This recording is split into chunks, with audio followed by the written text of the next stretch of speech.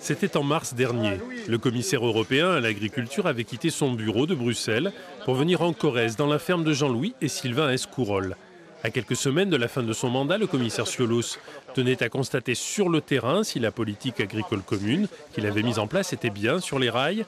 Près de 400 milliards d'euros jusqu'en 2020, avec une attention toute particulière portée aux petites exploitations et aux régions d'élevage comme le Limousin. C'est important parce que c'est un modèle d'agriculture qui façonne les territoires et qui valorise bien aussi des territoires spécifiques où on ne peut pas faire autre type d'agriculture. Alors on peut le faire avec des coûts beaucoup plus élevés. Et donc il ne s'agit pas que de la production agricole, de la partie économique, mais de la partie socio-économique et de l'aménagement du territoire.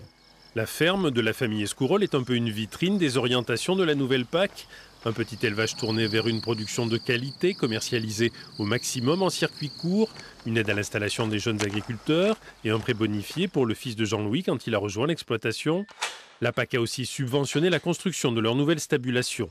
L'an dernier, ils ont perçu près de 58 000 € d'aide européenne, une somme qui devrait augmenter sensiblement dans les prochaines années.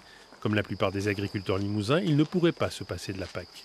Parce que les gens ne pourraient plus vivre, ils n'ont pas de revenus. Déjà qu'on est dans la région Limousin, on est la région le plus bas revenu de toute la France. Mais si on enlève notre petit revenu, il n'en reste plus. Et on ne pourrait pas vivre de la vente de son produit en vendant de la viande bovine ou de la viande ovine ici en Limousin uniquement? Pas à ce prix-là.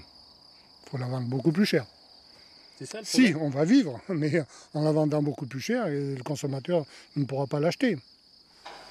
Des éleveurs limousins aidés par la PAC, mais menacés au même moment par les négociations commerciales très discrètes qui se déroulent entre les États-Unis et la Commission européenne.